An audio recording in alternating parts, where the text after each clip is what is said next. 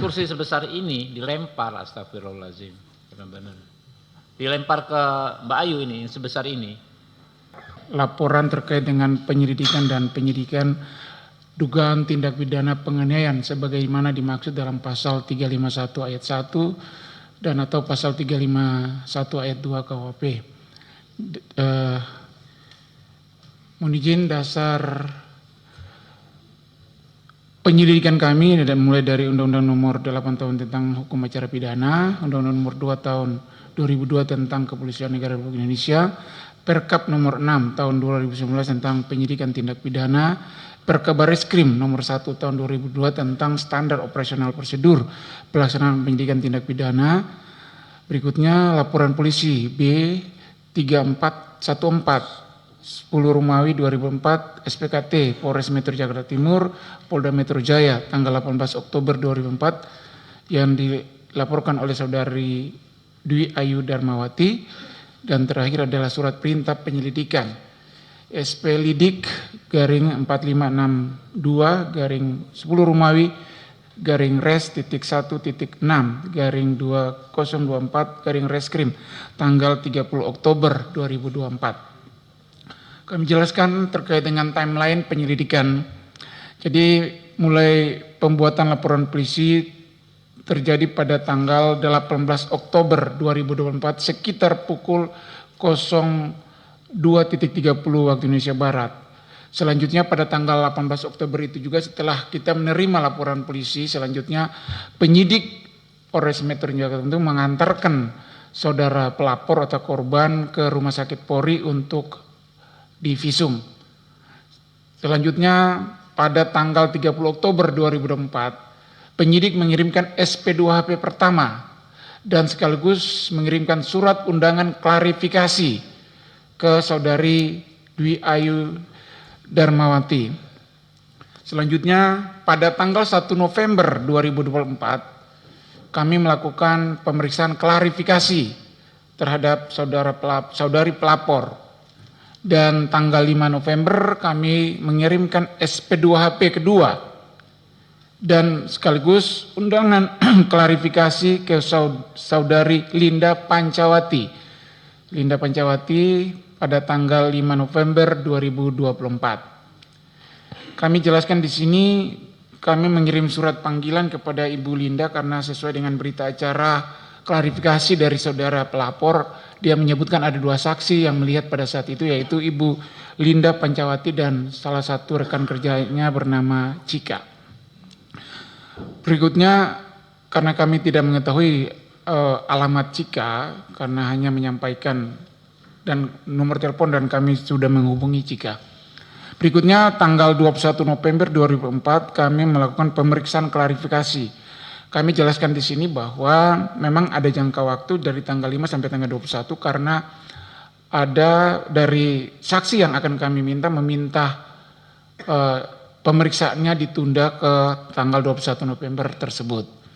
Selanjutnya kami mengirimkan SP2HP ketiga dan undangan klarifikasi ke saudara Zor Sugama Halim, saudara terlapor pada tanggal 29 November 2004. Jeda waktu itu kami telah berkomunikasi dengan saksi yang disampaikan, salah satu saksi teman kerja saudara Dwi Ayu Darmawati bernama Cika ini, tapi selalu mengulur-ulur waktu dan sampai saat ini pun yang bersangkutan pada akhirnya menyampaikan kepada kami dia tidak akan menjadi saksi terhadap kasus ini.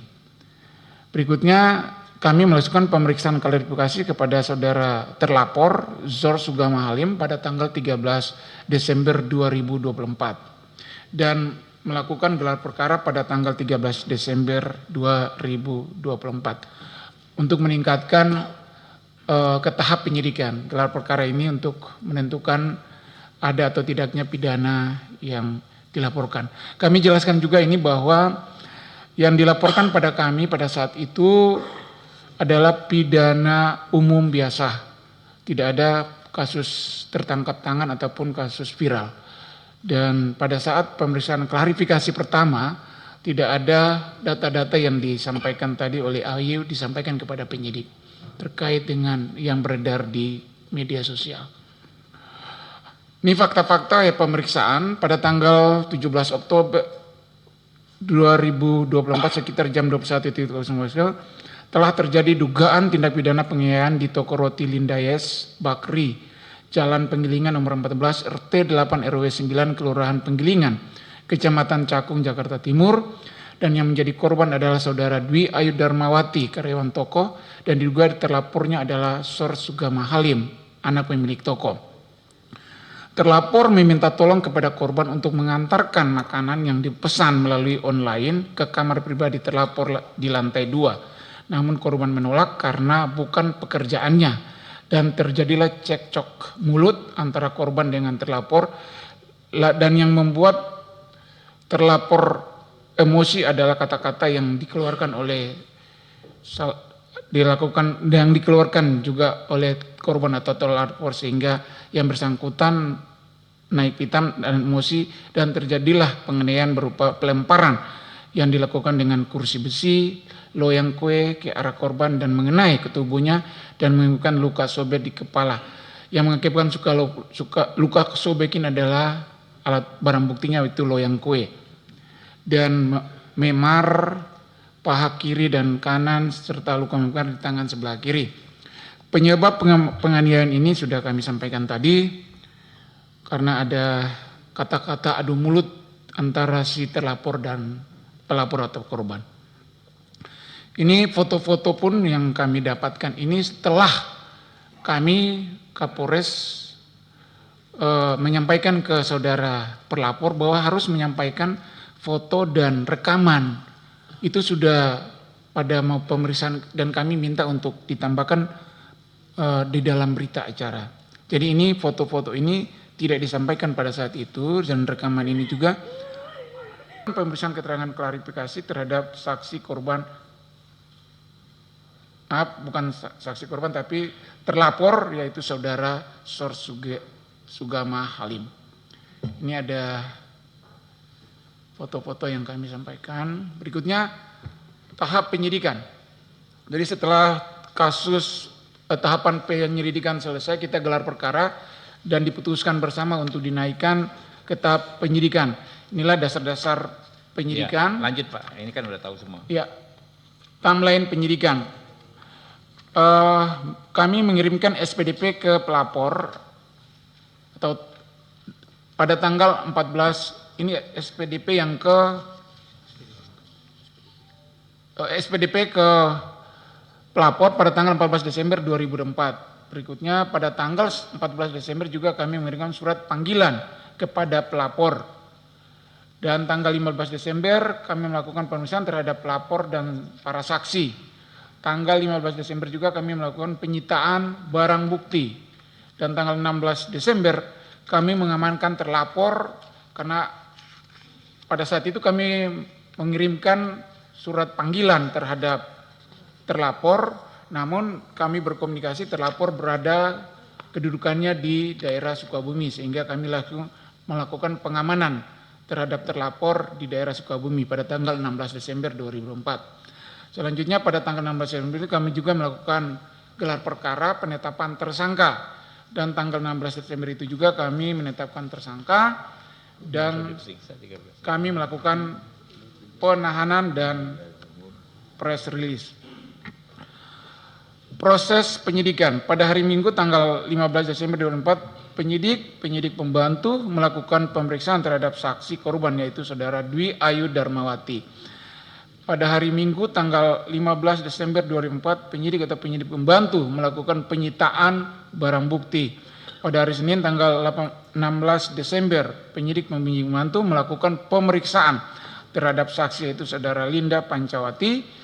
Pada hari Senin tanggal 16 Desember 2004, penyidik pembantu melakukan pemeriksaan terhadap tersangka, yaitu saudara Sor Sugama. Perlu kami sampaikan juga di sini bahwa salah satu saksi teman rekan kerja daripada pelapor sampai saat ini tidak mau diambil keterangannya sebagai saksi. Dia menolak untuk dijadikan saksi. Namun kami sudah berkomunikasi dan kami sudah mengirimkan surat resmi untuk segera yang bersangkutan juga dijadikan saksi karena terdapat di dalam BAP saudari pelapor. Ini barang bukti yang kami sita. Yang pertama adalah 1 buah kursi besi, 1 buah loyang, 1 buah mesin EDC BCA, 1 buah patung pajangan. Kursi sebesar ini dilempar, astagfirullahaladzim. Benar-benar. Dilempar ke Mbak Ayu ini, sebesar ini. Oke, lanjut. Badan besar, Saudara Zor Sugama Halim. Demikian yang dapat kami sampaikan yang berada di Polri sesuai dengan Perkap dan Perkabareskrim. Demikian yang dapat kami sampaikan. Wassalamualaikum warahmatullahi wabarakatuh. Shalom, Om Santi Santi Santi Om. Waalaikumsalam warahmatullahi wabarakatuh. Sebelum ke rekan-rekan anggota, dia sakit jiwa atau apa sih? Mohon izin Pak, itu kalau kasat matanya seperti yang disampaikan oleh Bapak yang terhormat Ketua, tapi kami tidak bisa mengejas ataupun kami tidak bisa menentukan. Itu gitu kan? Kami akan melakukan pemeriksaan. Jadi kayak bukan manusia gitu loh. Kami akan melakukan pemeriksaan psikologis yang bersangkutan. Iya, tapi jangan jadi alasan pemaaf nanti Pak. Siap. Ya. Oke, mungkin langsung suhu kita Pak Rikwanto.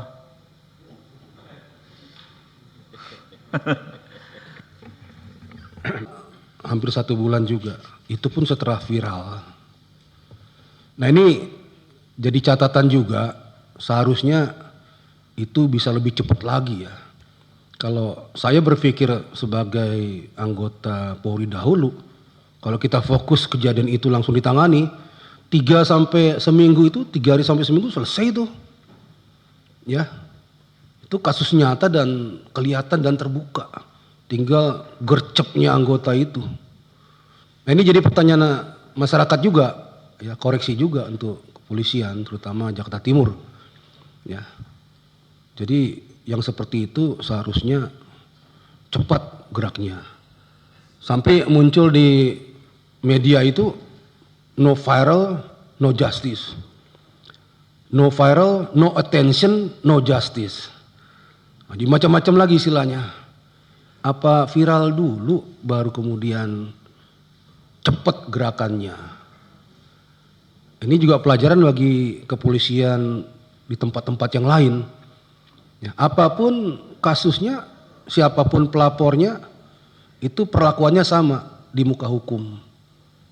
Ya, Polri dibiayai negara, dikasih kewenangan, dikasih perlengkapan untuk penegakan hukum. Siapapun yang bermasalah dengan hukum, tidak pilih-pilih, kerjakan itu. Ya. Namun demikian saya apresiasi sama Polres yang akhirnya bisa menangkap pelaku. Kalau masalah pelaku kemudian disinyalir, katanya ini ya, ada perkembangan pemikirannya agak terbelakang, itu jangan diterima mentah-mentah. Ya, harus diobservasi dulu kalau memang perlu.